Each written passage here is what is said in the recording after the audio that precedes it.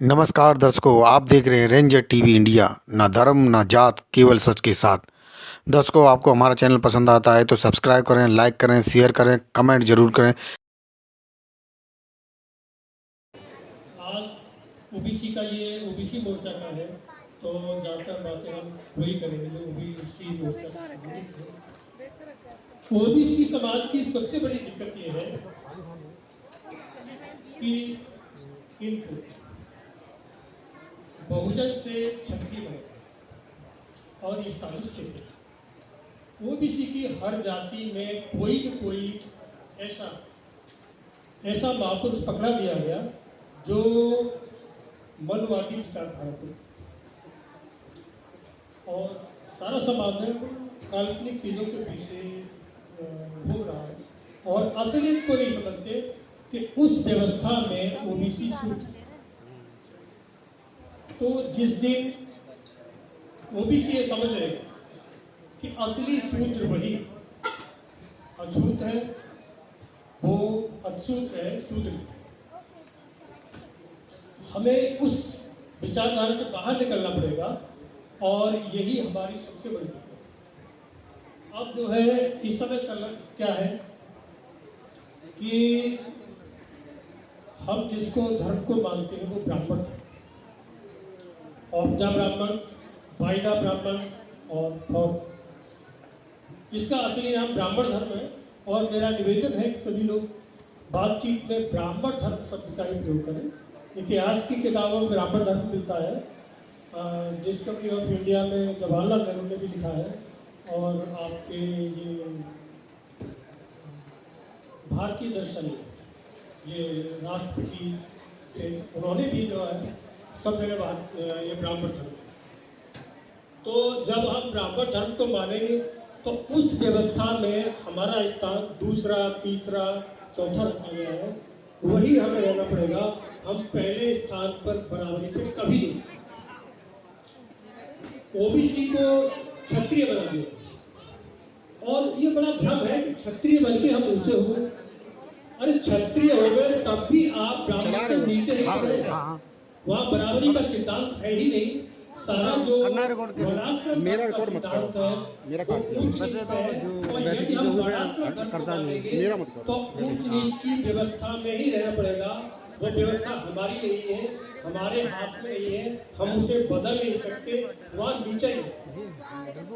यदि आप समानता का चाहते हैं कि हमारे साथ समानता के व्यवहार हो, तो ये वर्णाश्रम धर्म को छोड़ना ही पड़ेगा। बाबा साहब ने पूरी जिंदगी स्टडी करने के बाद इस नतीजे पे पहुंचे कि इस धर्म को बदला नहीं जा सकता, केवल छोड़ा जा सकता है, और हमारे समाज की भलाई है वो इसको छोड़ने। प्रैक्टिकली ये देखा गया कि जिन जातियों ने अम्बेडकरवाद को अपनाया वो समाज में आगे बढ़ा। यूपी छत्रपति शिवाजी महाराज की जयंती के उपलक्ष्य में ये राष्ट्रीय पिछड़ा वर्ग मोर्चा का प्रादेशिक अधिवेशन रखा गया है। साथियों, ये जो राष्ट्रीय पिछड़ा वर्ग मोर्चा का राष्ट्रीय ये प्रादेशिक अधिवेशन रखा गया है, इसमें कुछ खास मुद्दे रखे गए हैं। जैसा कि पहला विषय है केंद्र सरकार द्वारा जात आधारित जनगणना को कैबिनेट में मंजूरी देना, लेकिन आधारित जनगणना से जुड़े तमाम प्रश्नों पर स्पष्ट जवाब न देना। क्या आरएसएस बीजेपी की ओबीसी के साथ एक बार फिर धोखाधड़ी करने की योजना है? दूसरा मुद्दा है साथियों, रिजर्वेशन इम्प्लीमेंटेशन एक्ट न बनाना तथा सरकारी संस्थाओं का बड़े पैमाने पर निजीकरण करना, SC/ST ओबीसी के आरक्षण को सैद्धांतिक समाप्त करने का एक षड्यंत्र कर रहा है। तीसरा मुद्दा साथियों, EWS आरक्षण को सुप्रीम कोर्ट के द्वारा मान्यता देने के बाद 50% आरक्षण सीमा समाप्त हो गई है, फिर भी ओबीसी को जनसंख्या के अनुपात में हिस्सेदारी क्यों नहीं मिल रही है? तो साथियों, इस अधिवेशन का ये पहला सत्र चल रहा है और पहले सत्र में ये 3 विषय लगाए गए हैं। साथियों, जात आधारित जनगणना, जिन लोगों ने हमें 6,500 जातियों से बांटा, अब उन लोगों को जाति आधारित जनगणना कराने की बड़ी पीड़ा हो रही है। क्यों हो रही है? इसके तय में जाने के लिए साथियों, हम जितने शूद्र वर्ग हैं वो अछूत बनाया गया। साथियों, बाबा साहब ने कड़ा संघर्ष करके जो अछूत वर्ग था, एससी समाज 1703 जातियों में बटा हुआ था। बाबा साहब ने कड़ी मेहनत करके 1703 जातियों को एक संवैधानिक पद दिया, एससी समाज, शेड्यूल कास्ट। और दूसरा जो एसटी समाज था, एसटी समाज जिनको हम आदिवासी कहते हैं, वो 801 जातियों में बटा हुआ था। बाबा साहब ने बड़ी कड़ी मेहनत करके सभी एसटी समाज के लोगों को उनको एक नाम दिया, शेड्यूल ट्राइब।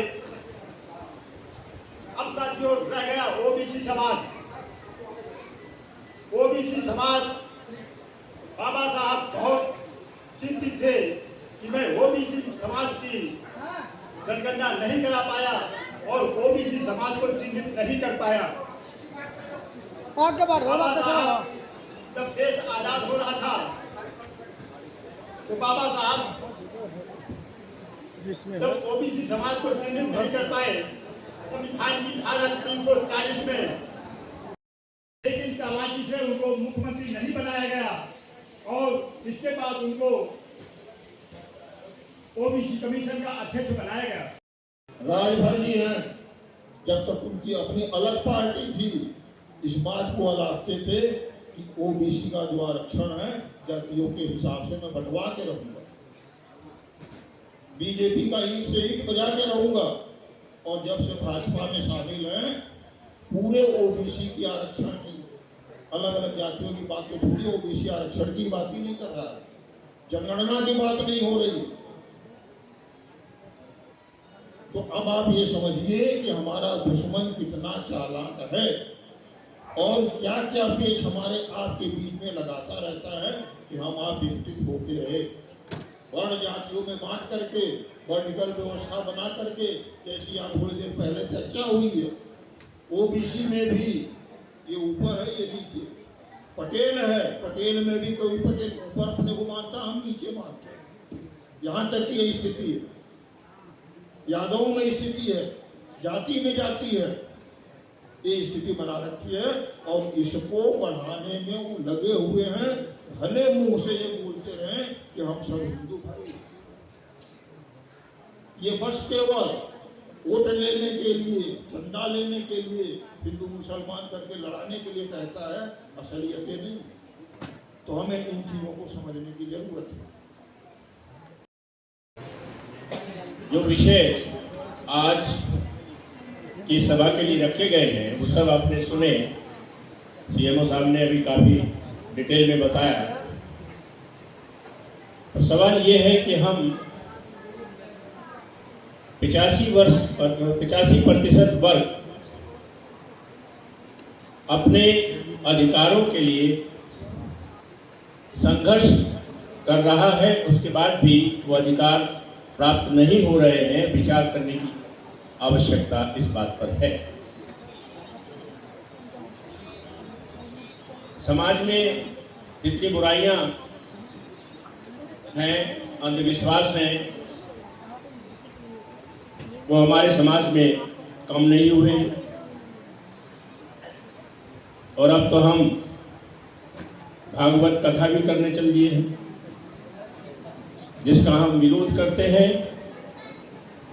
इन चीज़ों को हमें आगे नहीं बढ़ाना चाहिए। जब हम ब्राह्मणवाद का विरोध करते हैं तो हमें भागवत कथा करनी तो दूर की बात है, सुननी भी नहीं चाहिए। अपना अपना विचार है। मैं किसी की आस्था पर चोट नहीं करना चाहूँगा, लेकिन इतना अवश्य कहना चाहूँगा अपने बहुजन भाइयों से कि आप वैज्ञानिक सोच अपनाएं। महात्मा बुद्ध ने कहा था कि देखो, समझो और तब मानो। क्या हम उनके इस कथन का पालन कर रहे हैं? जब हम टीका लगाते हैं, कलावा बांधते हैं, पूजा पाठ करते हैं, इससे कितना लाभ होता है इस पर विचार करें। क्या विज्ञान इस बात की अनुमति देता है?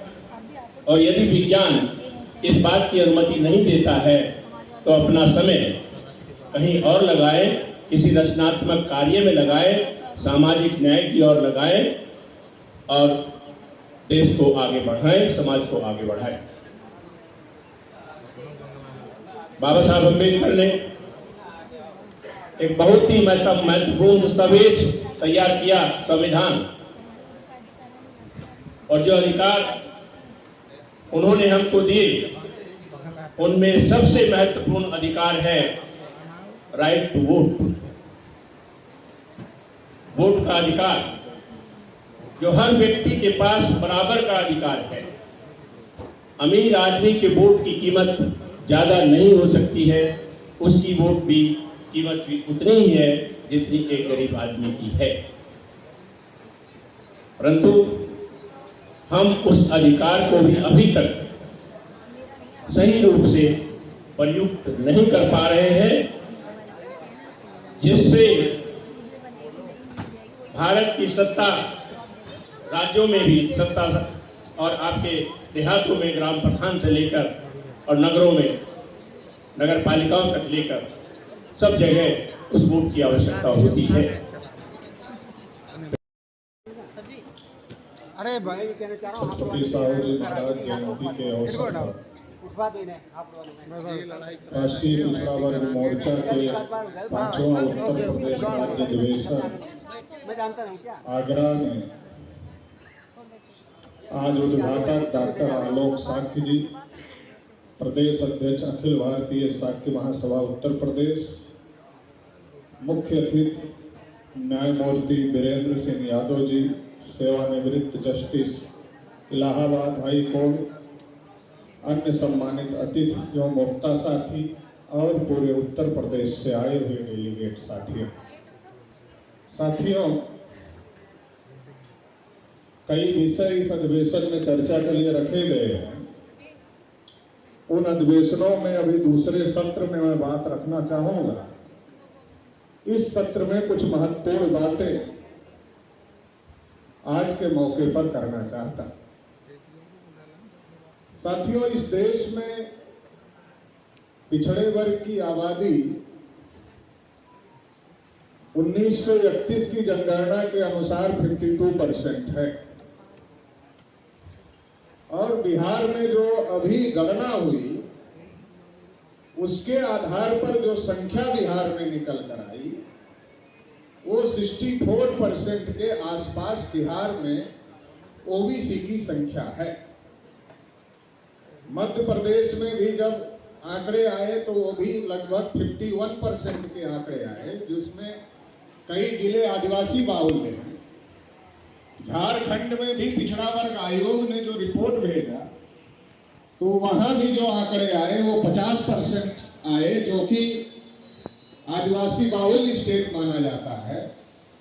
तो इस आधार पर अगर हम अलग अलग स्टेटों का भी आकलन करें और 1931 की जनगणना का और तमाम स्टेटों का जो सर्वे हुआ उनके आधार पर अगर हम लोग आकलन करें तो इस देश में जो पिछड़ा वर्ग है, ओबीसी समाज है, इसकी आबादी 60 से 65% तक पूरे देश भर में है। मगर ये जो इतनी बड़ी आबादी है, इसको गाइड करने वाला जो संगठन होना चाहिए इसका नेतृत्व करने वाला जो संगठन होना चाहिए और इसको सही दिशा दिखाने वाला जो संगठन होना चाहिए, उस संगठन का बड़े पैमाने पर अभाव है। और इस अभाव की वजह से बहुत सारी समस्याएं देश में हो रही हैं। ओबीसी समाज के लोगों के पास ताकत है, संख्या की भी ताकत है और भी ताकत है, लेकिन समस्या यह है कि उनको गाइड करने वाली मशीनरी जिस लेवल पर तैयार होनी चाहिए, उस लेवल पर गाइड करने वाली मशीनरी ना होने की वजह से, सही दिशा दिखाने वाली मशीनरी ना होने की वजह से उनको मिसगाइड किया जाता है। आरएसएस के द्वारा, बीजेपी के द्वारा, कांग्रेस के द्वारा और तमाम ब्राह्मणवादी ताकतों के द्वारा उनको मिसगाइड किया जाता है और उनको मिसगाइड करके अपने पॉलिटिकल फायदे के लिए उनका इस्तेमाल इस देश में एक लंबे समय से हो रहा है। और उसका नतीजा यह है कि पिछड़े वर्ग के लोगों का इस्तेमाल करके तमाम लोग इस देश की सत्ता और व्यवस्था पर कब्जा कर रहे हैं, मगर पिछड़े वर्ग की जो स्थिति है वो स्थिति में कोई ज्यादा सुधार दिखाई नहीं देता। तो इसलिए हम लोगों ने जो राष्ट्रीय पिछड़ा वर्ग मोर्चा बनाया, उसका मकसद यह है, क्योंकि जब हम लोगों ने आकलन किया, हम लोगों ने अध्ययन किया, तो ओबीसी के नाम पर बहुत सारे संगठन रजिस्टर्ड हैं, बड़ी भी, लेकिन राष्ट्रीय स्तर पर जब हमने इस बात को देखा तो कोई संगठित ताकत इस रूप में नहीं थी कि जो राष्ट्रीय स्तर पर ओबीसी के लोगों का नेतृत्व कर सके और सही दिशा में उनको गाइड कर सके, सही दिशा उनको दे सके और उनके हक अधिकारों के लिए कोई इतनी बड़ी फोर्स तैयार कर सके कि जो सरकारों के ऊपर दबाव बनाकर उनके हक अधिकारों को दिला सके। तो ये जो बहुत बड़ा गैप देश में था, तो पिछले कई सालों से, अभी ये 5वां उत्तर प्रदेश का अधिवेशन है, तो पिछले कई सालों से हम लोग इस गैप को भरने की कोशिश कर रहे हैं कि देश में ओबीसी के लोगों का सही तरीके, सही गाइड करने वाला, मिसगाइड करने वाला नहीं, मिसगाइड करने वाले तो उत्तर प्रदेश के भी अपने कार्यकर्ताओं को, वामसेफ के साथियों को और तमाम जो सहयोगी संगठन हैं जिन्होंने इस कार्यक्रम को सफल बनाने के लिए काम किया, उनको भी धन्यवाद देना चाहता हूं कि उन्होंने पूरी ताकत लगाकर इस अधिवेशन को बहुत बड़े पैमाने पर कामयाब करने का काम किया। क्योंकि यहाँ जो लोग आए हैं ये कोई भीड़ नहीं है, यहाँ जो लोग आए हैं ये डेलीगेट आए हैं। क्योंकि हम लोगों ने जो काम किया इस देश में, तो हम लोगों ने ये तय किया कि हम लोग क्राउड बेस्ड संगठन नहीं बना रहे हैं, हम लोग कैडर बेस्ड संगठन बना रहे हैं। और कैडर बेस्ड जो संगठन होता है वो स्वाभिमानी होता है, वो आत्मनिर्भर होता है। तो इसलिए एंट्री के लिए भी रजिस्ट्रेशन की जरूरत होती है, वो हम लोग रखते हैं। जो हमारे नए साथी आते हैं उनको थोड़ा अटपटा लग सकता है, लेकिन ये अटपटा नहीं है, ये हमारे सिस्टम का हिस्सा है कि इस देश में अगर आपको परिवर्तन करना है तो फोकट में आप परिवर्तन, मुफ्त में आप परिवर्तन नहीं कर सकते हो। ये मान सम्मान स्वाभिमान से अगर आपको जीना है इस देश में, तो उसके लिए बुद्धि, पैसा, समय, श्रम, हुनर लगाना पड़ेगा। नहीं तो जो लोग आपका उपयोग कर रहे हैं वो तो गाड़ी भी आपको भेज रहे हैं, पैसे भी आपको भेज रहे हैं, खाना भी आपको मुफ्त में खिला रहे हैं और भी बहुत कुछ देने का काम कर रहे हैं, क्योंकि उन्हें आपका यूज करना है, उन्हें आपको नेतृत्व करने लायक नहीं बनाना है, उन्हें आपका इस्तेमाल कर खुद उनको सत्ता में जाना है, जो इस देश में 75 सालों से जब से संविधान लागू हुआ है हो रहा है। तो इसलिए ओबीसी का स्वाभिमानी और आत्मनिर्भर संगठन हम लोग बनाने की कोशिश कर रहे हैं। ये थोड़ा मुश्किल काम है और खास तौर से ओबीसी के लिए ज्यादा मुश्किल काम है। वो मैं काम ये पूरे देश भर में करता हूँ, तो मुझे इस बात का अनुभव है, क्योंकि हमारे ओबीसी के लोग बहुत ज्यादा सीरियस नहीं होते इन मुद्दों को लेकर। बहुत सारे लोग ना समझ है, आरएसएस में है, बीजेपी में है, वो सीरियस नहीं होते तो बात समझ में आती है। बहुत सारे लोग समझदार हैं, मगर समझदार होने के बावजूद भी वो सीरियस नहीं है। हमारा दुश्मन सीरियस है, इनको अधिकार नहीं मिलना चाहिए। हम सीरियस नहीं है कि हमें हमारे अधिकार मिलना चाहिए। हमारा दुश्मन सीरियस है कि उसका वर्चस्व बना रहना चाहिए। संविधान होने के बावजूद, सब कुछ होने के बावजूद ब्राह्मण कह रहा है, शंकराचार्य, कि कथा सुनाने का अधिकार तो ब्राह्मणों को ही है। कह रहा है नहीं कह रहा है? तो अपने अधिकारों के लिए प्रतिबद्ध है और उसके लिए वो त्याग कर रहे हैं, समर्पण कर रहे हैं, बुद्धि, पैसा, समय, श्रम, हुनर लगा रहे हैं। आपको मूर्ख बनाने के लिए पूरी एनर्जी लगा रहे हैं। और हमारे में जो समझदार हो गए तो खुद ही समझदार बन के बैठे रहेंगे। वो तो पूरी एनर्जी आपके लोगों को, आपके लोग मूर्ख के मूर्ख बने रहे और उनके झांसे में रहे, इसके लिए वो पूरी एनर्जी लगा रहे हैं, दिन रात मेहनत कर रहे हैं। और आप अगर समझदार भी हो गए और अपने घर में बैठे रहे, तो फिर आपके समझदार होने से परिवर्तन कैसे हो? लेकिन खुशी की बात है कि पूरे देश भर में जब हम लोग कोशिश कर रहे हैं, तो भी बड़े पैमाने पर ओबीसी के लोग सामने आ रहे हैं। और अभी हमने कई राज्यों में अधिवेशन किया। अभी छत्तीसगढ़ का अधिवेशन हमने किया, झारखंड का अधिवेशन हमने किया, हरियाणा का अधिवेशन हमने किया, पंजाब का अधिवेशन हमने किया। अभी यहाँ से जाने के बाद कल दिल्ली का अधिवेशन है, फिर 29 तारीख को फिर मध्य प्रदेश का अधिवेशन है। तो लगातार, और इसके बाद भी अलग अलग राज्यों के अधिवेशन लगे हुए हैं। तो लगातार ये काम आगे बढ़ रहा है, निरंतरता में आगे बढ़ रहा है। और आज हम ये नहीं कह सकते कि ओबीसी का कोई राष्ट्रीय स्तर का संगठन नहीं है। आज ये बात हम नहीं कह सकते।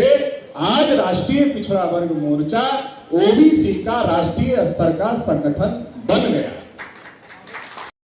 अभी मीठी लगने लगी। इसीलिए बाबा साहब ने कहा कि दुनिया का गुलाम अपनी गुलामी से आजादी के लिए संघर्ष कर रहा है, लेकिन जो भारत का गुलाम है वो अपनी गुलामी का जश्न मना रहा है, आनंद मना रहा है। तो ओबीसी भी उसी प्रकार का गुलाम है। एससी में भी तमाम ऐसे गुलाम है, एसटी में भी तमाम ऐसे गुलाम है, और ओबीसी में ये संख्या बहुत ज्यादा है जो गुलामी का जश्न मना रहे हैं। जश्न क्यों मना रहे हैं? क्योंकि उन्हें एहसास नहीं हो रहा है कि उनके साथ गलत हो रहा है। जब ज्योतिबा फूले ब्राह्मण की बारात में गए और उनको धक्का मार के बाहर किया गया, ज्योतिबा फूले दुखी हुए, तो क्या ज्योतिबा फूले पहले आदमी थे उनको धक्का मारा गया? क्या ज्योतिबा फूले के पहले किसी का अपमान नहीं हुआ होगा? ज्योतिबा फूले के पहले हजारों लाखों लोगों का अपमान हुआ रहा होगा, लेकिन उन्हें एहसास नहीं था। हमारा आपका काम क्या है? ज्योतिबा फूले को एहसास हुआ, ज्योतिबा फूले ने लाखों लोगों को एहसास कराया। और हमारा आपका क्या काम है? हमें आपको इस गुलामी का एहसास हुआ है तो हम अपने समाज के लाखों करोड़ों लोगों को एहसास कराएं। क्योंकि ज्योतिबा फूले को जब एहसास हुआ कि मैं भी आदमी, ये भी आदमी, मगर ये कह रहा कि तुम ब्राह्मण की बारात में कैसे आ गए और हमें अपमानित किया, तो दुखी हो गए। और जब उन्होंने देखा कि जिनके गले में मटका और पीछे झाड़ू बंधा हुआ है वो खुशी खुशी जा रहे हैं, उनको लगा इनको क्यों नहीं दुख हो रहा, हमको दुख हो रहा है, इनको क्यों नहीं हो रहा। तो ज्योतिबा फूले को लगा कि मेरे अंदर एहसास हुआ, स्वाभिमान की भावना पैदा हुई है, मैं पढ़ा लिखा हूं, स्वाभिमान है, इसलिए मुझे एहसास हुआ। तो ज्योतिबा फूले को समझ में आया कि इनमें भी एहसास पैदा करना पड़ेगा, तब ये परिवर्तन के लिए खड़े हों। बाबा साहब क्यों गए कालाराम मंदिर सत्याग्रह करने के लिए, चौधार तालाब सत्याग्रह करने के लिए? क्या बाबा साहब पानी पीने के लिए गए? क्या बाबा साहब मंदिर में जाने के लिए गए थे? बाबा साहब की बात मानने के लिए लोग तैयार नहीं थे, तो बाबा साहब कहे चलो हमारे साथ। तो बाबा साहब ने दिखा दिया, देखो अब तुमको पिटाई हो गई, तुम कह रहे हो ये हमारा धर्म है, देखो ये तुमको मंदिर में घुसने देते, पिटाई हो गई ना। जिस तालाब में जानवर पानी पीते हैं, पशु पक्षी पानी पीते हैं, तुमको पीने देते हैं? पिटाई हो गई ना, एहसास कराना। अभी इटावा में पिटाई हुई तो प्रदेश में बहुत लोगों को एहसास हो, बहुत लोगों को एहसास हो। तो ये इसका मतलब मैं पिटाई के समर्थन में नहीं हूं, लेकिन हमें एहसास कराना होगा। बहुत लोग पीटे जा रहे हैं मगर एहसास नहीं, बहुत दिन से गलत हो रहा है, इसलिए उसकी आदत में ढल गई, उसको समझ में ही नहीं आता कि हमारे साथ गलत हो रहा है। तो ज्योतिबा फूले ने ये तय किया। आज क्या तय कर रहे हैं? आज ओबीसी को गुमराह कर रहे हैं, कह रहे हैं कि मुसलमान हिंदू की लड़ाई। ज्योतिबा फूले ने तय किया कि हमारी जो लड़ाई है, ये लड़ाई शूद्र अतिशूद्र बनाम सेठ जी भट्ट जी की लड़ाई है। ज्योतिबा फूले ने तय किया। ब्राह्मणेतर लड़ाई है। ज्योतिबा फूले ने एक लाइन खींची, ब्राह्मणेतर लड़ाई है, मतलब ब्राह्मणों को छोड़कर ब्राह्मणों के इतर जो हैं उनकी लड़ाई है। इससे ब्राह्मणों ने जो व्यवस्था बनाई, इससे किसकी? ब्राह्मणों के इतर जो लोग हैं उनकी लड़ाई। आज ही थोड़े हो रहा। ज्योतिबा फूले ने जब शुरू किया कि हम अपने हिसाब से करेंगे सारे कर्मकांड, तो ब्राह्मण कोर्ट चले गए। और ज्योतिबा फूले ने जब कोर्ट में बहस किया तो ब्राह्मण हार गए। और ज्योतिबा फूले ने लिखा कि जैसे बाल काटना नाई का धर्म नहीं है, धंधा है, वैसे कर्मकांड करना ब्राह्मण का धर्म नहीं है, धंधा है। और ज्योतिबा फूले की विरासत को छत्रपति साहू महाराज ने आगे बढ़ाया।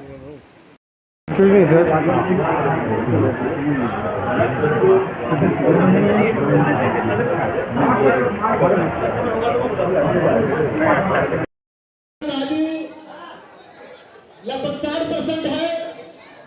60% होने के बाद भी ये लोग अपने हक अधिकार को नहीं जानते हैं, और न जानने के बाद भी इनका ईडब्ल्यूएस के नाम से जो ब्राह्मणों का आरक्षण लाया गया है, आज इसे मिटाने का काम किया जा रहा है।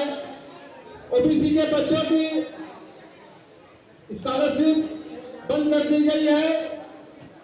बहुत बड़े पैमाने पर इनकी नौकरियां खत्म कर दी जा रही है। साथियों, मैं 23 जून 2024 को मैं पीसीएस का पीसीएचए का पेपर जयपुर राजस्थान में देकर आया था। वहां पर मानस मार्किंग नहीं होने की वजह से मेरी लगभग 4 साल की तैयारी भी थी। जब मैं घर पे आया, आंसर शीट मिलाया वहां पर, तो मेरा आंसर शीट में देखा तो अच्छा नंबर था, परंतु जब लिस्ट आई तो लिस्ट से मुझे बाहर कर दिया गया।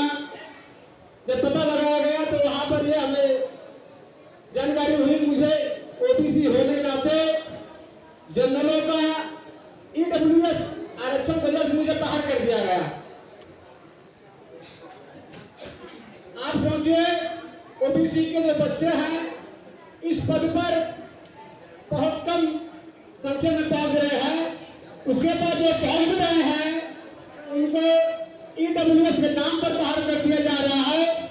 यह बहुत दुख की बात है। अभी हाईकोर्ट इलाहाबाद में शक्ति दुबे नाम की लड़की पीसीएचए में क्वालिफाइड हुई है। उसको बताएं हम लोगों को, वो सवर्ण होने के नाते 4 आरक्षण के दम पर पीसीएचए पास हुई है। पहला आरक्षण वो ब्राह्मण होने के नाते 10% ईडब्ल्यूएस का फायदा लिया।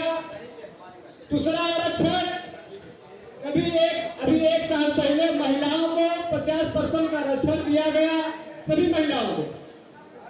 तो सभी महिलाओं, हमारे ओबीसी एससी एसटी महिलाएं उस स्तर तक भी नहीं पहुंच पा रही हैं, और जो कि जनरल महिलाएं वहां तक पहुंच गई हैं। तो आज सारा 50% का जो आरक्षण महिलाओं को मिला हुआ है वो सारा ब्राह्मणों की महिलाएं ले रही है। तो दूसरा आरक्षण वो 50% आरक्षण का फायदा ले। तीसरा आरक्षण वो पीसीएस जे में सभी महिलाओं का 30% आरक्षण दिया गया है। अब पीसीएस जे में हमारी ओबीसी एससी एसटी महिलाएं नहीं जा रही है, तो उसका फायदा ले। चौथा आरक्षण उसको ये मिला कि इंटरव्यू 400 नंबर का था, अब 400 में 400 नंबर पूरा पाई। इसका मतलब ये होता, सिद्ध ये हुआ कि इंटरव्यू लेने वाला उसका नाना काका मौसा दादा जो भी थे वो लोग थे। तो जिसको 700 में लिखित परीक्षा में 700 में 70 नंबर आया, लिखित में 700 में 70 नंबर आया, लेकिन इंटरव्यू में 400 में 400 नंबर आया। इससे यह सिद्ध होता है कि समाज को महिलाओं को या उनके बच्चों को एक नहीं कई आरक्षण के दम पर उनको हर जगह भेजा जा रहा है। और आज ओबीसी के बच्चों को, उनकी बहन बेटियों को हक अधिकार नौकरियों से हर जगह से बाहर किया जा रहा है। तो इस पर आप सभी लोगों को सोचने और समझने की आवश्यकता है। अब आप लोगों से निवेदन है कि आप लोग अपनी बहन बेटियों को इस पद तक शिक्षा देना होगा जो वर्तमान सरकार महिलाओं को जो 50%, 30% हर जगह पर आरक्षण दे रही है, जो कि राष्ट्रीय पिछड़ा वर्ग मोर्चा, भारत मुक्ति मोर्चा के द्वारा जब आरक्षण ये पास हुआ था तो ये मांग कर रही थी कि जो आरक्षण महिलाओं का जो पास हुआ 50% वो कैटेगरी में बांटा जाए कि ओबीसी का जो 50% महिलाओं को 50% महिला आरक्षण 50% ओबीसी की महिलाओं को दिया जाए, 22.5% एससी महिलाओं को दिया जाए। लेकिन सरकार नहीं मानी। वो सभी महिलाओं को आरक्षण देकर आज हमारे ओबीसी के महिलाओं के आरक्षण को, अधिकार को नौकरियां खा रहे हैं। तो साथियों, इन सब बातों को आप लोग विशेष ध्यान में रखते हुए समाज को बताने का काम करें कि आपके सारे हक अधिकार ईडब्ल्यूएस के नाम से ब्राह्मण लोग खा रहे हैं। अगर आज हम लोग नहीं समझे, अपने अधिकार नहीं जाने, तो आने वाला समय ये होगा कि ओबीसी बच्चा पैदा जरूर कर लेगा, लेकिन मुंह में जबान नहीं होगी। साथियों, तो इसी बात पर मैं अपनी बात को विराम करते हैं। आप लोगों ने हमारी बात को सुना, इसके लिए बहुत बहुत धन्यवाद। माननीय सोमवीर सिंह जी, सोम शिक्षक महासभा से आप आए और अपनी बात रखें। माननीय सोमवीर सिंह।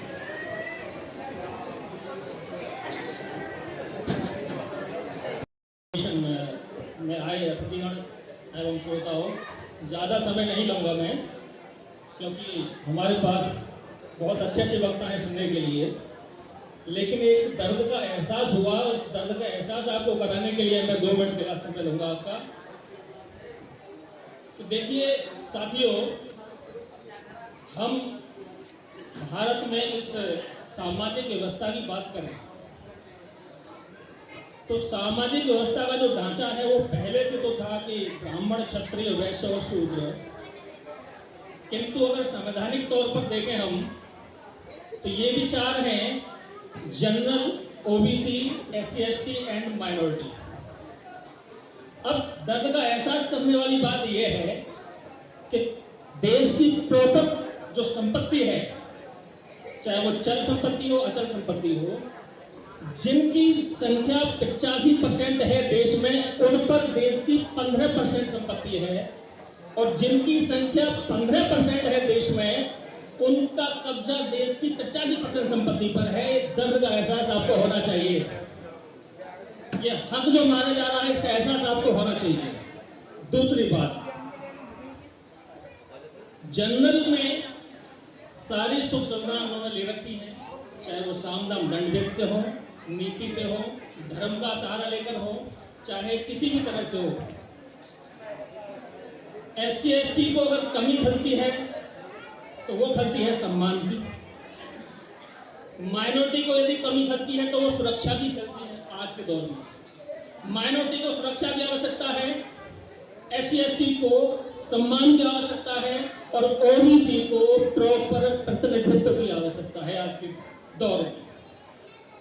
उस प्रतिनिधित्व को पाने के लिए विभिन्न प्रकार के संगठन रहे, लेकिन राष्ट्रीय पिछड़ा वर्ग ने जो पहल शुरू की है, इसके बैनर तले आप जो कर्णधार लोग हैं, आप समाज का अवलोकन करें, और समाज का अवलोकन वो भी 3 तरीके से हो सकता है। देखिए, अगर समाज के वर्गीकरण की बात करें बायोलॉजिकली, तो हम पैदा होते हैं समाज में, और वो स्तर होता है हमारा एनिमल स्तर। एनिमल स्तर का मतलब ये होता है कि जैसे जानवर का बच्चा पैदा होता है उसी प्रकार से इंसान का बच्चा पैदा होता है। उसकी न तो कोई जाति है, न धर्म है, न भाषा है, न उसका कोई ज्ञान है। देश में, भारत देश में 40% लोग जिस स्तर पर पैदा होते हैं उसी स्तर पर वो खत्म हो जाते हैं, क्योंकि उनकी आवश्यकता होती है केवल अर्निंग, कमाना और खाना, कमाना और खाना, क्योंकि उनके पेट की भूख ही इतनी होती है कि वो ही समाप्त नहीं हो पाती जीवन भर, और वो उसी एनिमल स्तर पर पैदा होकर वहीं खत्म हो जाते हैं। कुछ लोग 40% लोग उस एनिमल स्तर से उठकर इमोशनल स्तर पर पहुंच जाते हैं शिक्षा के माध्यम से। शिक्षा के माध्यम से जब पहुंच जाते हैं तो वो सोचने लगते हैं, लेकिन सोचते किसके विषय में हैं? वो अच्छे घर के बारे में सोचते हैं, अच्छी गाड़ी के बारे में सोचते हैं, और बीवी बच्चों के और उनके भविष्य के बारे में सोचते हैं। उनके अंदर इमोशंस होते हैं। अगर वो अपनी बहन, भाई, परिवार, रिश्तेदारों से नाता निभाते हैं, सबसे ज्यादा रिश्ता निभाते हैं वो इमोशनल स्तर के लोग, जो 40% हैं, जिन्हें आप मध्यम वर्गीय लोग कह सकते हैं, नौकरी पेशा वाले लोग कह सकते हैं। देश के बारे में सोचते तो हैं, बहुत सोचते हैं, समस्या होती है तो समाधान भी सोचते हैं, लेकिन करते कुछ नहीं है, क्योंकि वो अपनी उस दैनिक चर्या में लिप्त रहते हैं, और वो अपनी सुरक्षा को लेकर भी काफी सतर्क रहते हैं कि यदि उन्होंने जरा सा कोई कदम उठाया तो उनकी सुरक्षा करने वाला कोई है नहीं।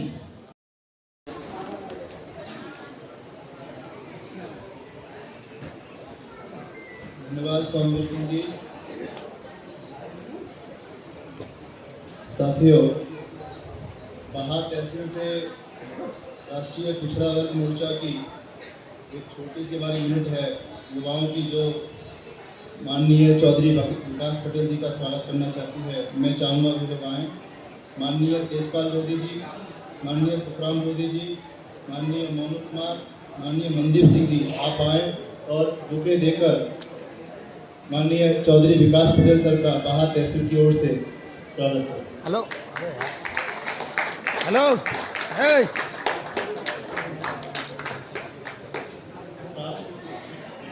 जोगेंद्र सैनी जी, सहारनपुर जिलाध्यक्ष राष्ट्रीय पिछड़ा वर्ग मोर्चा। जोगेंद्र सैनी जी। मेरी ओर से सभी को जय मूल निवासी।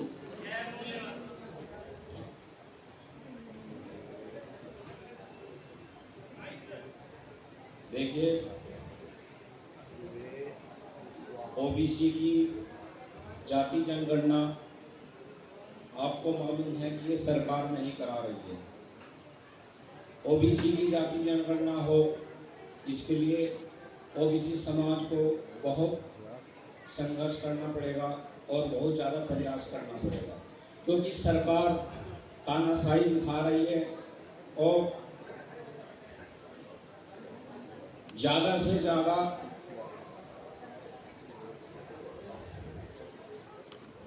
प्रयास कर रही है कि ताकि जाति जनगणना ना हो और ओबीसी के लोगों को ऐसे ही बहलाया जाए, ऐसे ही उनको गुमराह कर दिया जाए।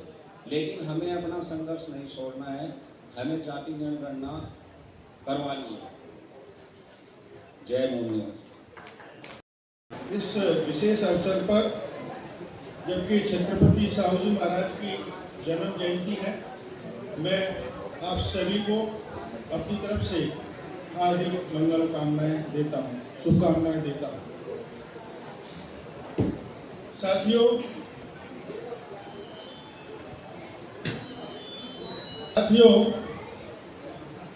हमारे सुबह के सत्र में 3 विशेष विषय यहाँ पर रखे गए, और जिन 3 विषयों पर काफ़ी देर तक चर्चा हुई है, माननीय चौधरी विकास पटेल जी ने बहुत विस्तार से चर्चा करते हुए और ये बताने का प्रयास, उन्होंने एकदम क्लियर डायरेक्शंस दिए हैं और बताया है कि हमारा जो जो जनगणना होना है, ओबीसी की जो जनगणना होनी है, वो जो 1931 में जाति आधारित जनगणना अंग्रेजों ने कराई थी, उसके बाद में नहीं हुई है, और उसको टालते टालते टालते टालते आज जो है 2025 आ चुका है। एक बहुत लगभग 100 साल कंप्लीट होने वाले हैं और सरकार नहीं सुन रही है जनगणना कराने के लिए, और बहुत प्रकार के बातें समाज में ऑर्गेनाइजेशंस के माध्यम से कही गई है, लोगों को एहसास दिलाने की भी कोशिश की गई है, लेकिन अभी तक नहीं हुई। 2011 में जो जनगणना होने वाली थी ओबीसी की जाति आधारित, लगभग ये तय हो चुका था कि होगी, और 2001 से बामसेप ने हर मंच पर इसको जो है प्रसारित करने का कोशिश किया, दबाव बनाने का कोशिश किया, लेकिन दबाव बनाते बनाते 2011 तक पहुंचते पहुंचते इतना ज़्यादा दबाव बनाया गया कि सरकार लगभग तय कर चुकी थी कि हम करेंगे।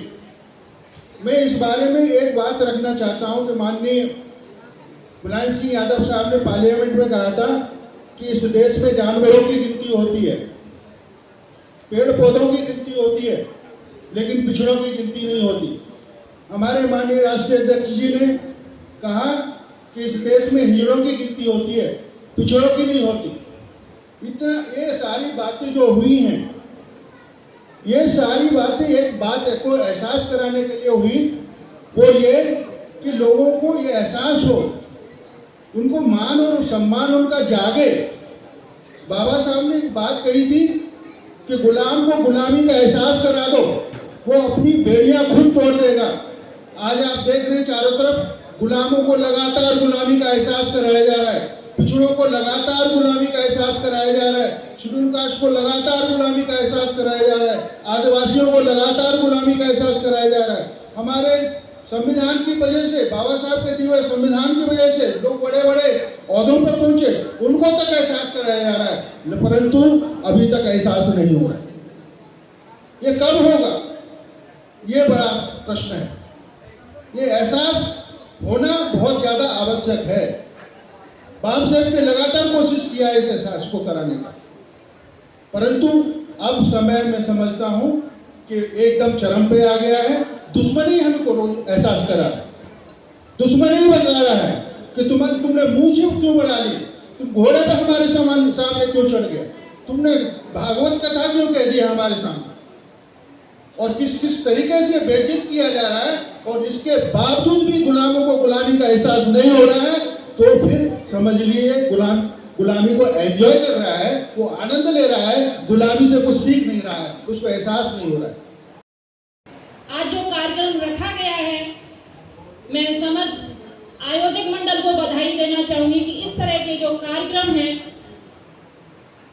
जो रखे जाते हैं और हमारे समाज को जागृत करने का, हमारे समाज की आंखें खोलने का, उन्हें शिक्षित करने का काम करते हैं। हमारे मानवता, इंसानियत और पूरे विश्व में शिक्षा की अलग जगाने वाले, ज्ञान फैलाने वाले तथागत बुद्ध को नमन करते हुए महान राजनीतिज्ञ, महान समाजशास्त्री, महिला मुक्ति मसीहा डॉक्टर बाबा साहब अम्बेडकर साहब को नमन करते हुए अपने सभी मूलवासी महापुरुष और महानायिकाओं को नमन करते हुए आज मैं यहाँ बहुत ज्यादा कुछ न कह करके, यहाँ बहुत विद्वान बैठे हुए हैं, हम उन्हें सुनना चाहेंगे। संक्षिप्त में अपनी एक बात रखना चाहूंगी कि हमें इतिहास को जानने की जरूरत है। हमें इतिहास को जानने की जरूरत है क्योंकि इतिहास से हमें जागृति मिलती है, जागृति से सोच बनती है और सोच से ताकत बनती है और ताकत से शक्ति बनती है। हमें इतिहास को पढ़ने की जरूरत है। जैसे कि अभी माननीय सर ने कहा था कि गुलाम को गुलामी का एहसास करा दीजिए।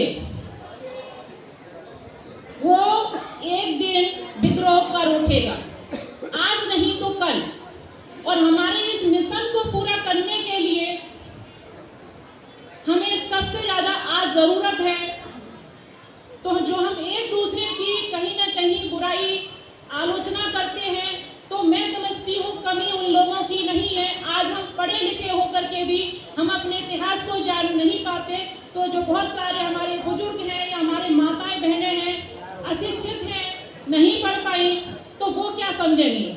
आज बहुत सारे अच्छे अच्छे पदों पर जो आसीन लोग हैं वो नहीं समझ पाते, तो हमें उन्हें समझाने की जरूरत है, क्योंकि जड़ें बहुत गहरी हैं।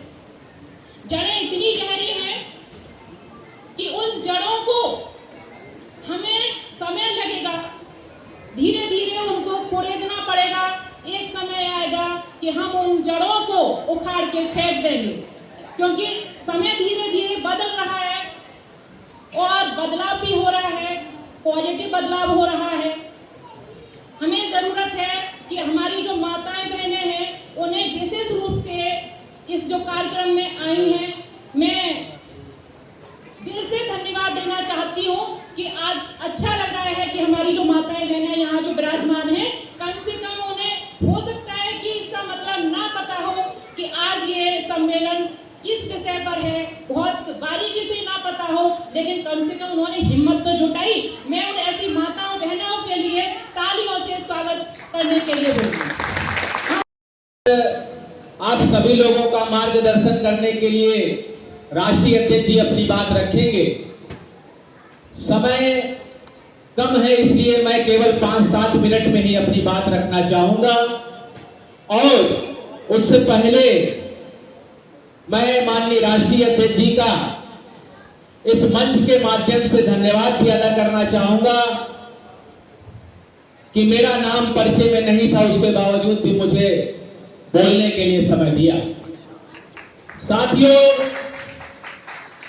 आज आप देख रहे हैं कि ओबीसी जाति जनगणना करने के लिए इस देश के प्रधानमंत्री नरेंद्र मोदी जी ने जो नोटिफिकेशन जारी किया है, वो केवल मात्र एक जुमला है। 2027 का चुनाव को देखते हुए ये मात्र एक जुमला है। इसलिए हम लोगों को एक बात याद रखनी होगी कि हक अधिकार मांगने से नहीं मिलता है, और दुश्मन आपको हक अधिकार देगा इस उम्मीद पर भी हमको बैठे नहीं रहना है।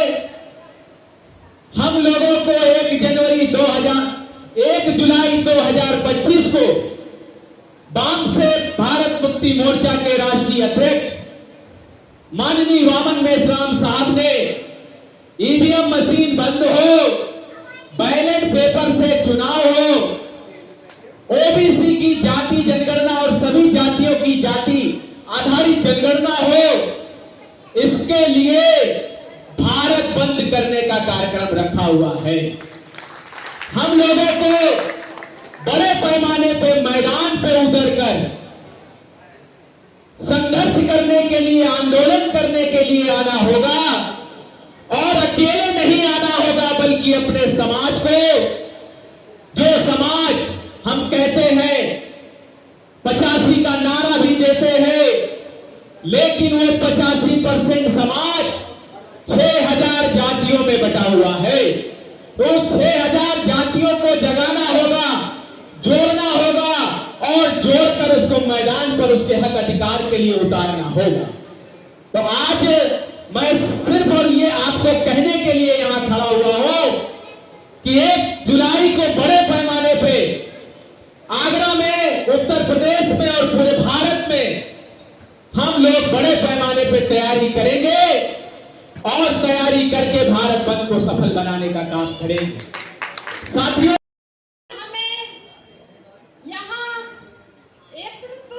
होने की आवश्यकता क्यों पड़ी? क्योंकि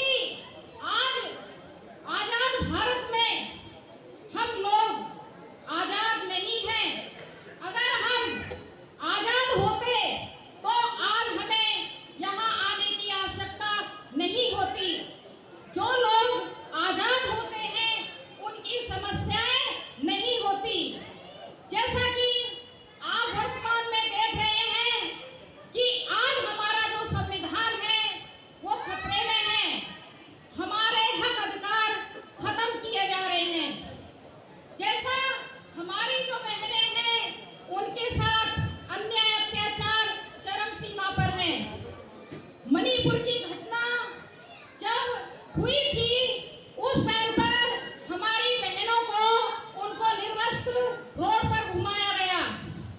ये आजाद भारत की तस्वीर है, लेकिन किसी ने भी महिलाओं ने आवाज नहीं उठाई, क्योंकि हमारी बहनें सोचती हैं कि ये आगरा में नहीं हुआ, जो मणिपुर जो स्टेट है वो भी भारत के अंदर आता है। कल वहां हुआ तो आज हमारे यहाँ भी हो सकता है। बहनों को निकलने की जरूरत है। ये मान सम्मान स्वाभिमान जो हमारे बाबा साहब ने हमें दिया, वो हमारा मान सम्मान स्वाभिमान खतरे में नजर आ रहा है। हमने जो अपने बच्चों को जन्म दिया है, क्या हम उनको गुलामी देकर जाएंगे? नहीं। जो हमारा मान सम्मान स्वाभिमान, जो हमें संविधान से जो हमारे बाबा साहब ने हमें हक अधिकार दिए, हमें बराबरी का अधिकार दिया, हिंदू कोड में महिलाओं के लिए जो मान सम्मान के लिए अधिकार दिए, आज वो हमारे हक अधिकार फिर से खत्म किए जा रहे हैं। फिर से महिलाओं को गुलाम बनाने के लिए उनको डराया जाता है, धमकाया जाता है, जिससे कि हमारी महिलाएं न समाज में निकलेंगी, न जागरूक करेंगी। महिलाएं डर की वजह से घर में बैठ जाएंगी। आज हम देखते हैं कि देश में बेरोजगारी चरम सीमा पर है। बेरोजगारी जो हमारी गवर्नमेंट, जो हमारी जो नौकरियां थी, वो सब निजीकरण कर दिया गया। सब हमारी नौकरियां, स्कूल, शिक्षा सब ध्वस्त किया जा रहा है। स्कूल विद्यालयों को बंद किया जा रहा है।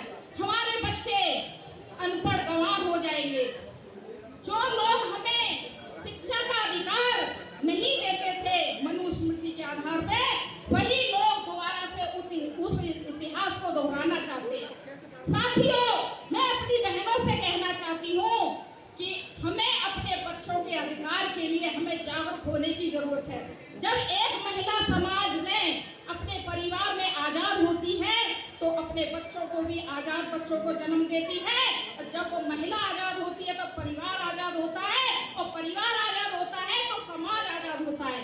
साथियों, मैं अपनी बहनों से कहना चाहती हूँ कि निकलो घरों से और जंग लड़ो बेईमानों से। हम घर में बैठ के अपने हक अधिकार को नहीं बचा सकते। आज हमारा जो मजदूर, जो हमारा भाई है, जो बाबा साहब ने 8 घंटे का टाइम दिया था, आज वो 12 घंटे काम करवा के खून चूसने का ये काम, ये सरकारें, जो ये डबल इंजन की सरकारें हैं, वो खून चूसने का काम कर रही है। खून चूसा जा रहा है। आज हमारे युवाओं के लिए रोजगार नहीं है, वो आत्महत्या कर रहे हैं। किसानों को उनका जो न्यूनतम मूल्य है, उनकी फसलों का उनको न्यूनतम मूल्य नहीं दिया जाता। लेकिन हम बहनें क्या करती हैं? अंधभक्ति में लीन होती है। जो हमारी बुद्धि, जो हमारा समय, जो समाज के लिए लड़ना चाहिए, वो कहाँ लगाती है? अंधविश्वास पाखंड में जाके। वहां से हमको हटने की जरूरत है। हम जब वहां से हटेंगे तो हमारा माइंड काम करेगा अपने बच्चों के हक अधिकार को बचाने के लिए। बहनों, आज वो समय आ चुका है। हमको सोचने की जरूरत है कि हमारा संविधान खत्म हो रहा है, और जब तक संविधान है इस देश में, तो हम बहनें सुरक्षित है। वरना वो दिन दूर नहीं कि महिलाओं को फिर से गुलामी की बेड़ियों में जकड़ के घर में बंद कर दिया जाएगा। क्या आप यही दिन दिखाने के लिए अपने बच्चों को जन्म दिया है? नहीं, हमको निकलने की जरूरत है। और मैं ज्यादा न कहते हुए, क्योंकि हमारे और भी वक्ता है सीनियर, उनको भी हमें सुनना है, और दूर दराज से लोग आए हैं, उनको जाना भी है। तो मैं ज्यादा न कहते हुए, हमें यहाँ से कुछ सीख के जाना है अपनी बहनों को कि हमें कोई भी कर्मकांड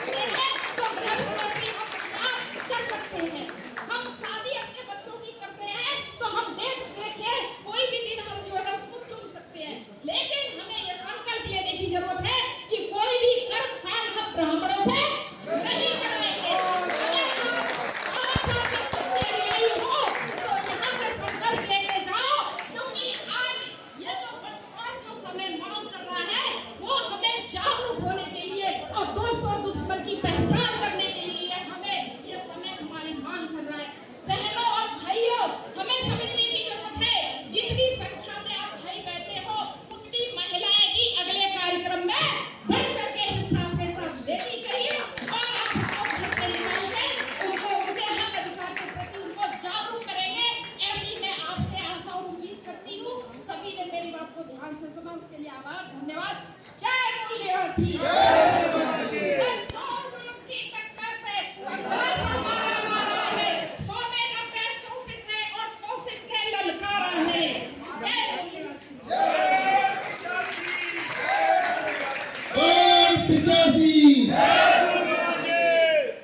साथियों, अगले वक्ता हैं हमारे क्यों नहीं जगते? बाबा साहब अम्बेडकर ने अपना जीवन और जवानी लगाई। आजादी के आंदोलन, हम लोग आजादी समझते हैं कि हम लोग आजाद हो गए।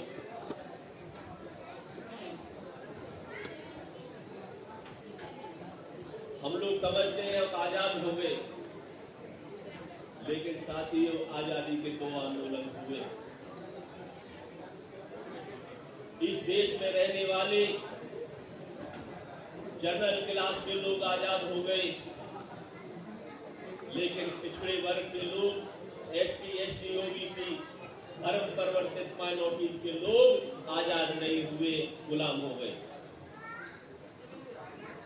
राष्ट्रपिता ज्योतिराव फूले ने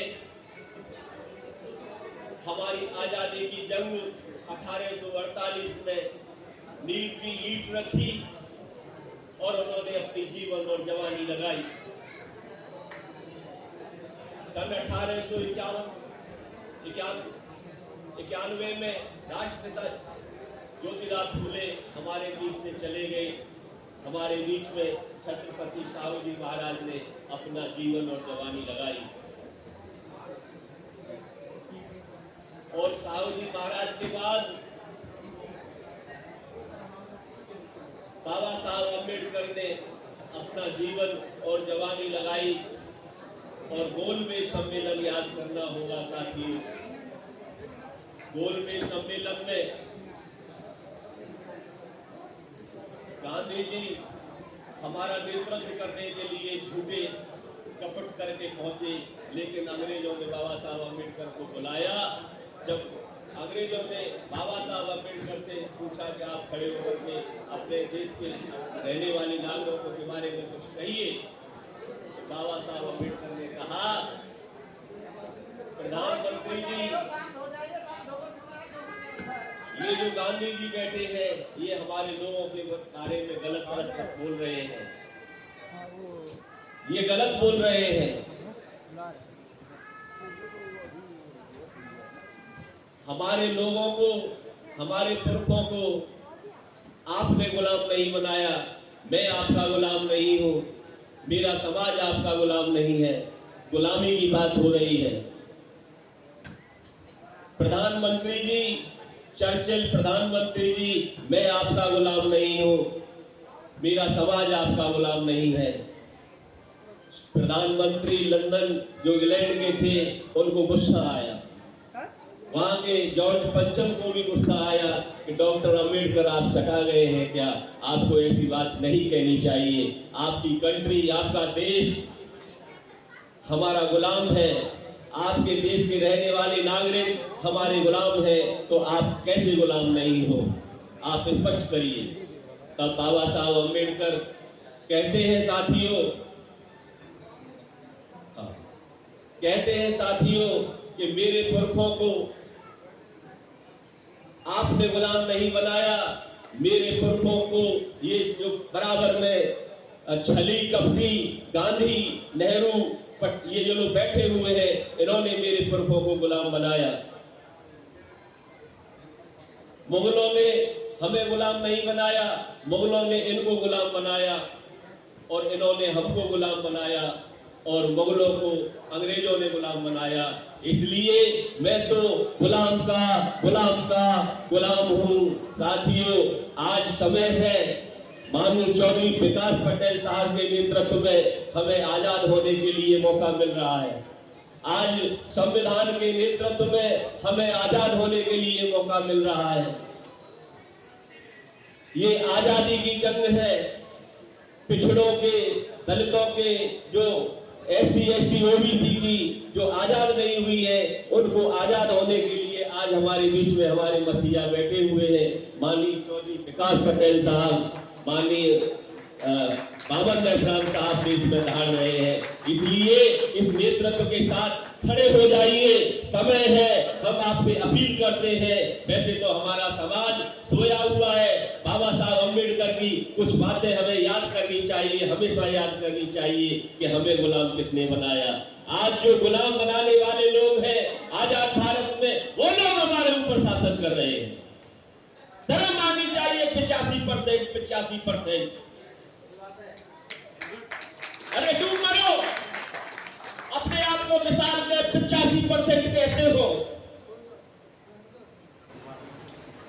यदि आप एक आवाज भी लगा दो तो ये देश बिल्कुल आजाद हो जाएगा। यदि आवाज न लगा सको तो थूक दो, अगर थूक भी नहीं सकते हो तो मूत दो। कह जाएंगे ये लोग। आजादी की जंग में माननीय चौधरी विकास पटेल साहब अपना जीवन और जवानी लगा रहे हैं। मान्यवर बामन मेहराम साहब ने अपना जीवन और जवानी लगाया। हमारे महापुरुष अपना जीवन और जवानी लगा के गए हैं। हम लोगों की शर्म आनी चाहिए, लिहाज आना चाहिए। अभी हमारे छेदी पटेल छोटे साहब कह रहे थे गधे की पूंछ ठीक से पकड़े हैं, हमारे लोग पकड़े हैं ना साहब। हमारे ही समाज में, मैं निषाद समाज से आता हूँ, हमारे समाज में भी एक जो गधे की पूंछ पकड़े हैं, एक बिहार में अलग पूंछ पकड़े हैं, बंगाल में अलग पकड़े हैं, उत्तर प्रदेश में एक संजय निषाद है वो पकड़े हुए। और हमारे हर समाज के, हर जाति के लोगों में से कोई न कोई हमारा नेता उनकी पूंछ पकड़े हुए हैं और उनको मिलता कुछ नहीं, उन्हें बोलने तक नहीं दिया जाता है, साइड में किया जाता है। देखिए आप टीवी चैनलों, इधर ही उत्तर प्रदेश में यहाँ का डिप्टी सीएम को देख लीजिए, चेहरा दिखाया हमारे भोले वाले समाज को डिप्टी सीएम केशव प्रसाद मौर्य जी का, लेकिन कुर्सी के आजू बाजू में नहीं आने दिया। हैरान करने वाली बात है, हमारी जाति का नेता, हमारी जाति का नेता, अरे बहुजन समाज का नेता होना चाहिए। ये बहुजन समाज का देश है, ये माइनॉरिटीज का देश है, ये धर्म परिवर्तित लोगों का देश है और हमको कंधे से कंधा मिला करके अपनी माइनॉरिटी समाज के साथ खड़ा हो जाना चाहिए। आदरणीय अध्यक्ष जी, अभी कल परसों की बात है, हमारे यहाँ मुसलमान बस्तियों में नगर निगम के अधिकारियों ने बुलडोजर चलाने का काम किया, उनकी बस्ती को उजाड़ दिया। ऊपर से बारिश, उमस भरी गर्मी। मैंने जिला कलेक्टर से कहा, ये आप कलेक्टर महोदय, हम धर्मनिरपेक्ष गणराज्य हैं, आप जिले के प्रथम व्यक्ति हैं, आपके लिए प्रजा समान है, चाहे कोई मुसलमान हो चाहे कोई गैर मुसलमान हो। ये मुसलमानों की बस्ती पर ही क्यों आपका बुलडोजर चल रहा है? क्या आप दोयम दर्जे के निगाह से देखते हैं, दोयम दर्जे का व्यवहार करते हैं? समय समाप्त हुआ। कलेक्टर मेरी बातों का जवाब नहीं दे पाए, सरकार की प्रशंसा करने लगे। मैंने कहा ठीक है, चलो मैं जाता हूँ। मैं अपनी मुस्लिम बस्तियों के लोगों के साथ गया और मैंने जाकर के नगर निगम के अधिकारियों को ललकारने का काम किया, लाओ कहाँ है तुम्हारा बुलडोजर, हम देखने का काम करते हैं। इसलिए हमें हर एक ओबीसी बैकवर्ड क्लास के व्यक्ति को अपने एससी भाइयों के साथ, एसटी भाइयों के साथ, माइनॉरिटी भाइयों के साथ आगे आना होगा और उनमें अपनी ताकत भरनी होगी। हमारी विशाल काय ताकत है, ये मैं नहीं कह रहा हूँ, ये बाबा साहब अम्बेडकर ने लखनऊ की धरती पर कही थी कि जिस दिन मेरा भोला वाला बैकवर्ड क्लास का जो हाथी है, जो विशाल काय है, अगर वो जाग गया तो ये गोविंद वल्लभ पंत नाम का जो मुख्यमंत्री बैठा है, ऐसे लोग हमारे जूतों के फीता खोलने में भी गर्व महसूस करेंगे। बाबा साहब B.R. अम्बेडकर, ये सारी बात हमें याद रखनी चाहिए। मेरा समय समाप्त हुआ, लेकिन मैं इतना भी कहूँगा, जो हमारे लोग SC ST जो OBC के प्रशासन में IAS IPS के जो पदों पर बैठे हुए हैं, जो विभिन्न नगर निगमों में बैठे हुए आदरणीय अध्यक्ष जी, दम के काम करते हैं, खुल के काम नहीं करते, बिल्कुल उनमें कोई हौसला और हिम्मत दिखाई नहीं देती।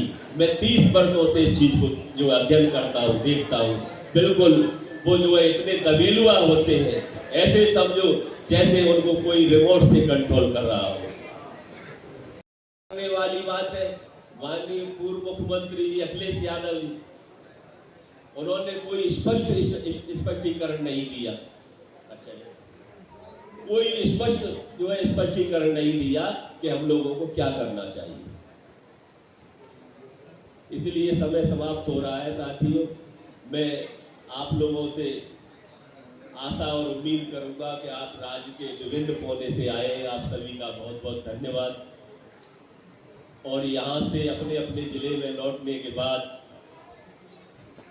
जो भी जिस जाति से बैकवर्ड क्लास का व्यक्ति आया है, अपने अपने समाज के लोगों को जगाओ, यही मौका है और कोई दूसरी ट्रेन हमारे लिए आने वाली नहीं है।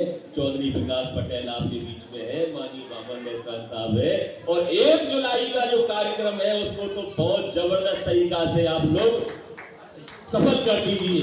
ये हमारे लिए बहुत अच्छा मौका है।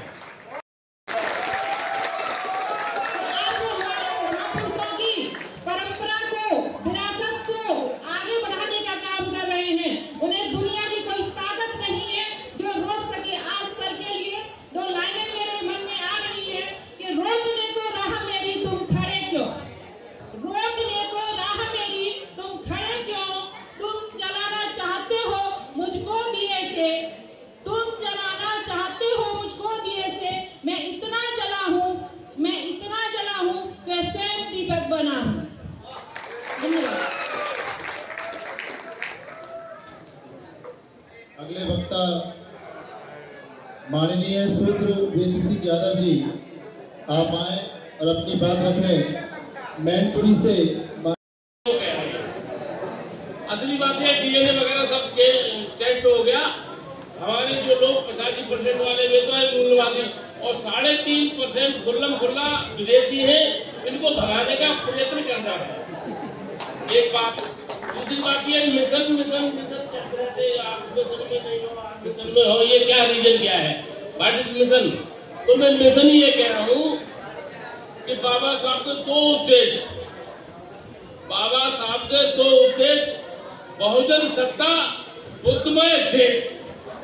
बस कोई बातें कर लो, सब काम हो जाएंगे। पर्चा छप रहे हैं ना, ये तो केवल हमको रास्ता दिखा रहे हैं। ये मोहम्मद मिश्राम साहब, पटेल साहब हमको रास्ता दिखा रहे हैं, काट के कांटे हमारी रास्ता बचा रहे हैं। कोई उद्देश्य है असली। दूसरी बात यह है, याचना नहीं अब रण होगा, याचना नहीं अब रण होगा। दुर्योधन दृश्य विकट होगा, महारथी वज्र बिलाएंगे। विश्राम साहब का और पटेल साहब का कोलाहल रोक न पाएंगे। ये मैं आपको कह रहा हूँ। ये 31 जो 1 तारीख आ रही है ना, थोड़ा सा खून गर्म कर लो यार, थोड़ा सा खून गर्म कर लो।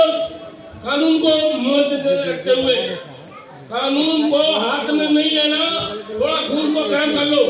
और ये बहुत जरूरी है। अगर 27 में नहीं हुआ ना, तो अभी तो आयोग की चांस में मुद्दा गया है, ये देख लेना, इन पे हरा जाएगा। होश में जाओ, अभी हो रहा है तो आगे समय बहुत खराब चल रहा है। इतनी बात मैं बता रहा हूँ आपको। मैं दिल्ली के नजदीक रहता हूँ, ऑफिसरों से संपर्क रहते हैं मेरे, अंदर खाने बहुत चल रहा है। बच्चे पे पुलिस बैठी होगी, बेइज्जतियां होती होगी। अगर 27 में नहीं हरा पाओगे तो तुम जरूर तुम्हारा काम जाना, मैं जय मिलूंगा।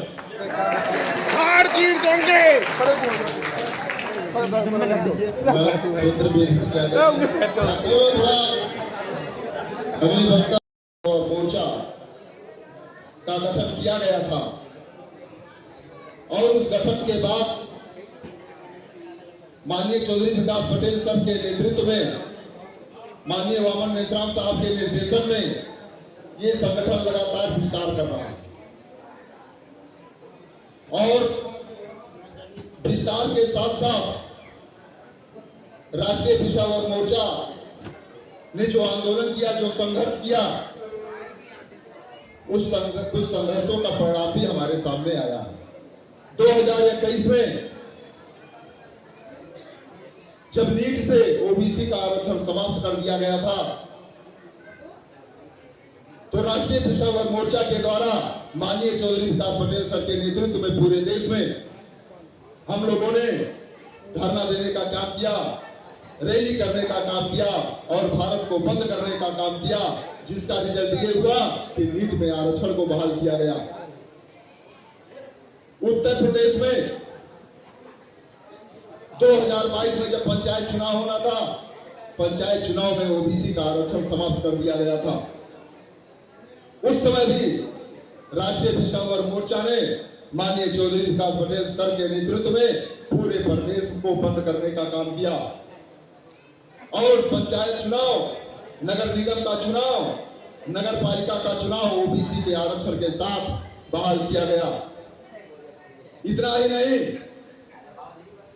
माननीय वामन मेश्राम साहब के निर्देशन में जो ईवीएम के विरोध में पूरे देश में एक आंदोलन चल रहा है, राष्ट्रीय पिछड़ा वर्ग मोर्चा के द्वारा भी उस आंदोलन में संघर्ष किया गया और माननीय चौधरी विकास पटेल साहब के द्वारा परिवर्तन यात्रा चलाई गई। आज पूरा देश इस बात को मानता है कि हाँ, ईवीएम में धांधली होती है और धांधली के द्वारा नाजायज सरकारें बन रही हैं और वो नाजायज सरकारें आज हमारे ओबीसी के, एससी के, एसटी के और माइनॉरिटी के साथियों के हक अधिकार को छीन रही है। इतना ही नहीं, राष्ट्रीय पिछड़ा वर्ग मोर्चा ने पूरे देश में जाति आधारित जनगणना को लेकर पिछले कई वर्षों से सन 2011 से लगातार संघर्ष किया और संघर्ष का नतीजा रहा आज मोदी कैबिनेट ये कहता है उसके अपने कैबिनेट में जाति आधारित जनगणना कराने के लिए इसको पास कर दिया। भले ही हमको भ्रम में रखने के लिए मौके पे पास किया हो, लेकिन ये राष्ट्रीय पिछड़ा वर्ग मोर्चा के आंदोलन का परिणाम है कि आज जो मोदी कैबिनेट को इसको पास करना पड़ा। मैं सिर्फ आपसे ये निवेदन करना चाहता हूं, आज राष्ट्रीय पिछड़ा वर्ग मोर्चा राष्ट्रीय स्तर का संगठन है। अभी प्रथम सत्र में माननीय राष्ट्रीय अध्यक्ष जी ने कहा कि ये राष्ट्रीय स्तर का संगठन बन गया है, इसको जन जन का संगठन बनाना है। तो आप सभी साथियों से मेरा बस इतना निवेदन है कि इस संगठन को गांव स्तर तक पहुंचाइए। जैसे राष्ट्रीय मुद्दा जाति आधारित जनगणना का आज मोदी कैबिनेट को फैसला लेना पड़ा है, जब आप गांव लेवल का संगठन बनाएंगे और गांव में हमारे किसी के साथ, साथी के साथ, किसी भाई के साथ, किसी बहन के साथ अन्याय अत्याचार होगा तो वो सूचना डायरेक्ट चौधरी विकास पटेल सर के पास पहुंचेगी और पूरे देश में उसके खिलाफ आंदोलन किया जाएगा। आप सभी साथियों से निवेदन है, गुजारिश है, माननीय चौधरी विकास पटेल सर के हाथों को मजबूत बनाइए, राष्ट्रीय पिछड़ा वर्ग मोर्चा को मजबूत बनाइए। आज जो सरकार हमको झांसे में केवल गिनती का वादा कर रही है, ये गिनती भी करेगी, ईवीएम को भी हटाएगी। बस आपको इनके हाथों को मजबूत बनाने की जरूरत है। मैं बस इसी आशा विश्वास के साथ अपनी बात समाप्त करता हूँ, क्योंकि बहुत सारी बातें माननीय राष्ट्रीय अध्यक्ष जी से हम लोग को जाननी है, समझनी है, अभी हम लोग भी सीखते ही हैं। तो बस इतनी बातों के साथ आप लोग ऐसा करेंगे, ऐसी आशा उम्मीद के साथ मैं अपनी बात समाप्त करता हूं। सभी साथियों को जय गुरुवास। सबसे पहले मैं अपनी बात यहाँ से शुरू करता हूँ कि जो ओबीसी समाज है एक विशालकाय हाथी की तरह है। इतना मोटा होने के बावजूद जब वो मुड़ के देख नहीं पाता तो उसे यही नहीं पता मेरा शरीर कितना है। इसी तरह मेरे समाज में राष्ट्रीय पिछड़ा वर्ग मोर्चा को यह भी नहीं पता कि हम जनसंख्या में कितने हैं और हमारी ताकत क्या है। और हिंदू हरिश्चंद्र ने एक पाठ लिखा था इंटर की किताब में, उसमें शब्द लिखा था लाइन कि वो बल कौन याद दिलावे, जो हनुमान जी के लिए लिखा था, सो बल याद कौन दिलावे सो भूल गया हिंदी वाला। तो वो हिस्सा हमारे ओबीसी का है कि हर बात को जब जूते पड़ते हैं तब याद आती है, अरे हमारा तो ब्राह्मण ने अपमान कर दिया, हमारा ठाकुर ने अपमान कर दिया। लेकिन एक पौवा के लिए मैं खुली बात कर रहा हूँ, एक पौवा के लिए, एक टाइम मुर्गा के लिए भाई गोबर डालेंगे, भाई मजदूरी करेंगे। साथियों, मुझे और मेरे समाज को कभी गुलामी की आदत नहीं डालनी चाहिए। हमें चटनी नून रोटी खाकर भी गुजारा करना चाहिए। जो हमारे बुजुर्गों ने हमें यहाँ तक पाल कर इतना बड़ा किया, क्या गुलामी करके या कुछ आंदोलन के लिए तैयार किया है, तो हमें लड़ना चाहिए। और माताओं बहनों से यह कहना चाहूँगा, यदि कोई ब्राह्मण कहता है कि आपके घर में भूत का या किसी का साया है, तो और माताओं को भड़काते हैं, जिससे कि हमारे समाज में बहुत ज्यादा और शंका की भावना पैदा होती है। हम जब अपने भाई से एक जमीन के लिए लड़ बैठते हैं तो हमारा अपमान होता है, तो क्यों नहीं लड़ते? जूता पड़ते हैं तो क्यों नहीं लड़ते? ऐसा क्या तुम लोगों ने खा रखा है पंडितों का या ठाकुरों का? जब अगर बंटवारा होता है तो भाई से आप बंदूक तान लेते हैं, लाठी तान लेते हैं। हमारी बहन बेटियों के साथ बलात्कार होता है तो आप तो चुप रहते हैं। यह जानना चाहता हूँ मैं अपने समाज से। ओबीसी समाज बहुत बड़ा समाज है, लेकिन सबसे घटिया समाज साबित होता है जब गुलामी और हमारी बहन बेटियों के साथ बुरा होता है। बड़ा दुख होता है कि हमारा समाज 52% 31 में था, 1931 में, और आज 60% होने के बावजूद भी उनके पैरों में नाक रगड़ रहा है। इटावा की घटना देख लीजिए। हमारे यहाँ पर अभी एक एसडीएम थे नैनेराम, कल ट्रांसफर हुआ है। मैं किसी काम से गया था तो एक ब्राह्मण बैठा था मेरे सामने।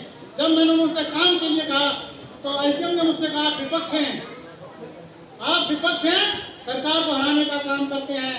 तो मैंने कहा ये बैठा है, ये 3.5% आदमी जो बीच में कह रहा है ये कैंडिडेट हराने का काम करता है। ये साहब हमारा ही खाते हैं और हमारे बच्चों की गर्दन मारते हैं। एसडीएम कोर्ट से निकलकर तुरंत चला गया था, वो प्रभाकर शर्मा नाम था उसका। तो साथियों, मैं इतना ही कहना चाहूँगा कि हमारा ओबीसी समाज जो है, एक जब इंटर पढ़ता है तो जिस तरह स्ट्रेचर का काम करते हैं, जिसे पहाड़ बोलते हैं, उस तरह ये मनुवादी लोग हमारे समाज को इस्तेमाल करते हैं सरकार बनाने के लिए। सरकार बनते ही जिस तरह इंटर पढ़ने के बाद स्ट्रेचर निकाल कर फेंक दिया जाता है, उसी तरह ओबीसी को निकाल कर फेंक दिया जाता है। क्यों नहीं समझ में आता कि हम यूज थ्रू हैं, जिसको ये गिलास को पानी की तरह पीकर फेंक दिया। ऐसे ही समझने के लिए हमारे ओबीसी समाज को जागना होगा और स्वाभिमानी बनना होगा, तभी हम लोग इनसे आंदोलन कर पाएंगे और लड़ पाएंगे और अपने बच्चों का अधिकार दिला पाएंगे।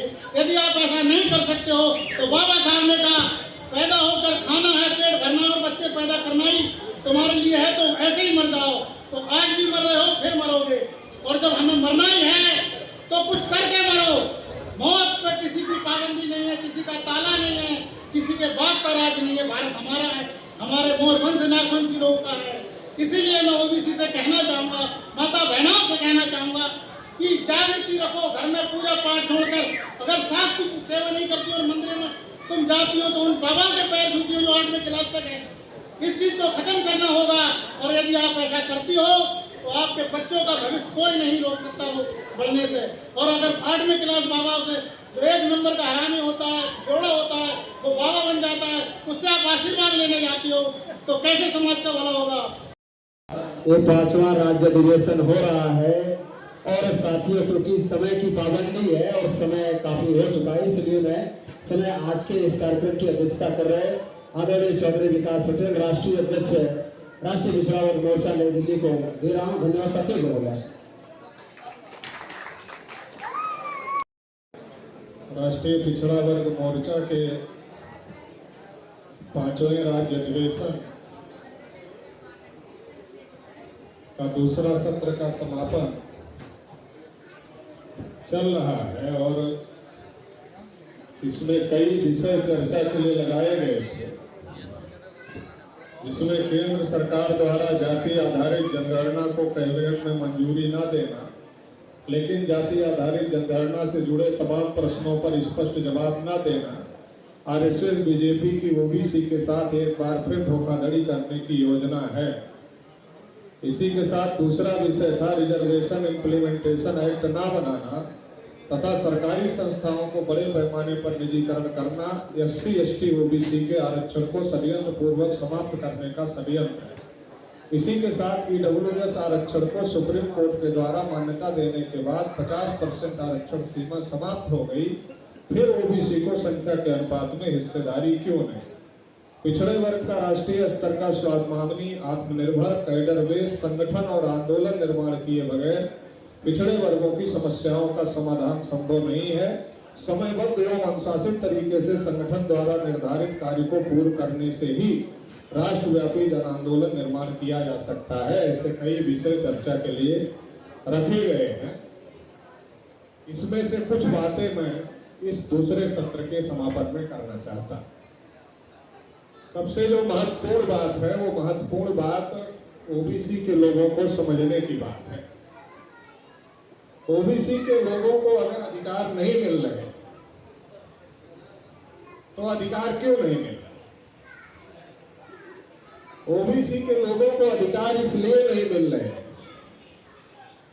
कि ब्राह्मणों ने जब देश में आजादी का आंदोलन चल रहा था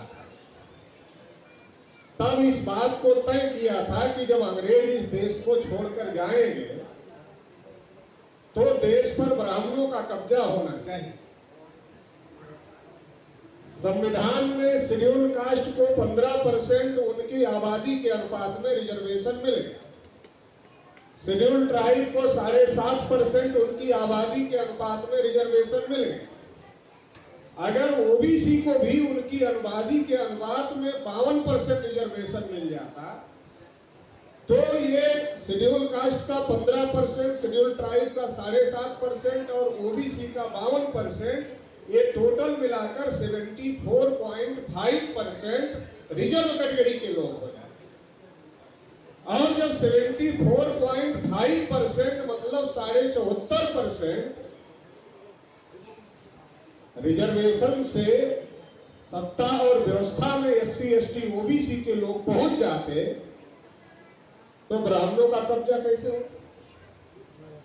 तो ब्राह्मणों का कब्जा अगर करवाना है तो ओबीसी का अधिकार रोकना है। ओबीसी का अधिकार रुकेगा तब ब्राह्मणों का वर्चस्व स्थापित होगा। ओबीसी को इस बात को समझना है क्योंकि ओबीसी की दोस्ती ब्राह्मणों के साथ ज्यादा है। और अगर ये हम कहें कि चोली दामन का साथ है तो कोई गलत बात नहीं होगा। तो जो ये घनिष्ठ दोस्ती है तो ये दोस्ती कैसी है? ये जो दोस्ती है ये दोस्ती घोड़ा और घास की दोस्ती है। घोड़ा और घास में बहुत प्रेम हो जाए तो कब तक रहेगा प्रेम? जब तक घोड़े को भूख नहीं लगेगी तब तक घोड़ा घास से प्रेम करता रहे, और जैसे ही घोड़े को भूख लग गई तो फिर घोड़ा घास को खा जाएगा। तो ओबीसी के लोगों की और जो ब्राह्मणों की दोस्ती है वो ऐसी ही दोस्ती है। तो ओबीसी को एक बात तो ये समझने की जरूरत है, क्योंकि समय ज्यादा नहीं है तो छोटी छोटी बातें बताना चाहिए। दूसरी जो महत्वपूर्ण बात है वो महत्वपूर्ण बात यह है कि जब पहले तो कांग्रेस और ब्राह्मणवादी लोग ये नहीं चाहते थे कि भारत में सबको वोट का अधिकार मिले, इसके बावजूद भी बाबा साहब अम्बेडकर ने संघर्ष किया तो वयस्क मताधिकार भारत में लागू हो। ये ब्राह्मणों के लिए बहुत टेंशन की बात थी। ब्राह्मण इससे बहुत चिंता में थे। एडल्ट फ्रेंचाइज से ब्राह्मण बहुत चिंता में थे। क्यों चिंता में थे? हम 3.5% लोग, सबको वोट का अधिकार मिल गया। अब 3.5% लोग जब सबको वोट का अधिकार मिल गया तो सत्ता पर कैसे कब्जा करें? तो बड़ा खतरा था ये। बहुत परेशानी में ब्राह्मण थे, इसलिए वो लगातार विरोध कर रहे थे। तो इसके लिए कई काम किए हो। इसके लिए एक काम उन्होंने किया कि जो ब्राह्मण मुगलों को कहते थे कि हम हिंदू नहीं है, मुगल यहाँ के लोगों को कहते थे ये हिंदू है। मुगल जो है यहाँ के लोगों को कहते थे ये हिंदू है, और हिंदुओं पर लगाया जजिया कर। तो ब्राह्मणों ने दिल्ली में मुगलों का महल घेर लिया और महल घेर कर कहा हम हिंदू नहीं। दयानंद सरस्वती ने सत्यार्थ प्रकाश नाम का ग्रंथ लिखा। उसमें लिखा कि हिंदू शब्द मुगलों के द्वारा दी गई गाली है और हम इसको स्वीकार नहीं करते हैं, और इसलिए दयानंद सरस्वती ने हिंदू नाम का संगठन नहीं बनाया। हिंदू